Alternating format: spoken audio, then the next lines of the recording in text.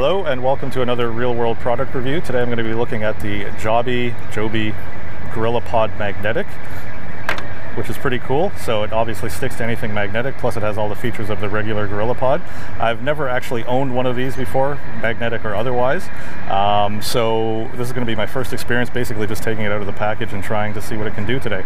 And today I'm going to be running in the city chase. Going to have to do miscellaneous adventures throughout the course of the day, figure out some clues, and I think this will help me shoot a little race report that I'm doing. You're going to laugh, you're going to have fun, and we're going to celebrate together the post party. Go to the bridge by gate 2. And have a great time today, and we'll see everybody here by 4 o'clock at the latest. The chase is on!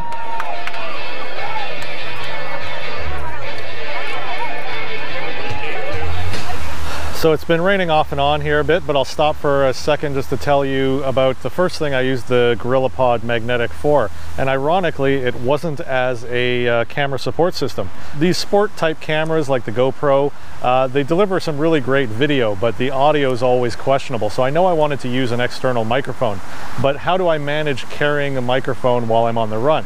So Gorillapod to the rescue.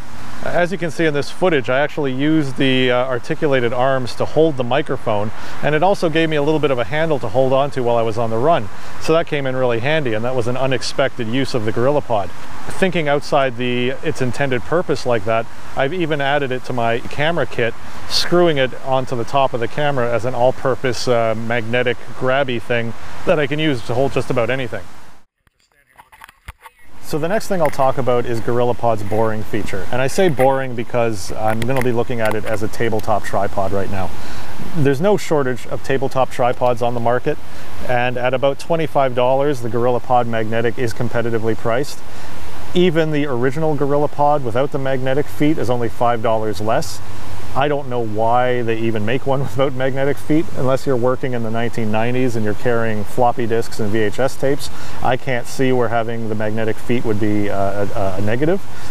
If you're on wood like this table, it obviously serves no purpose, but it gives you that added versatility if you want to attach it to something. So again, at the price point, if you do find a tabletop tripod for less than $20, it's probably not going to be very good and probably barely hold your camera.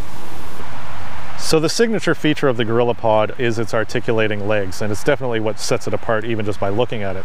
These legs bend into almost any shape, which means you can mount the camera on any odd-shaped terrain or object, plus you can wrap it around things like poles or branches and turn virtually anything into a camera support system. I will say one of the small limitations of the Gorillapod is that it is a little goofy looking. I would not want to place this in shot somewhere or any place where the client can see it, especially in a business situation.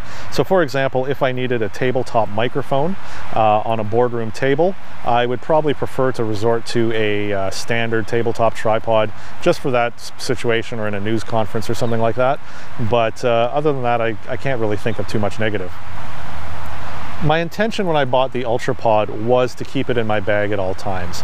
I thought it was small enough and lightweight enough that it would just sit in my bag if I ever needed a tripod in a pinch. But I found myself often thinking, hey, where's the UltraPod? I wish I had that right now. And it's because it's just big enough that it's awkward to fit in your bag. And so there were times when I would just take it out and it would be the first thing that I'd abandon. By contrast, I think because it has the bendy legs, you know, you can fit this into smaller configurations or in locations just around every other piece of camera gear you have.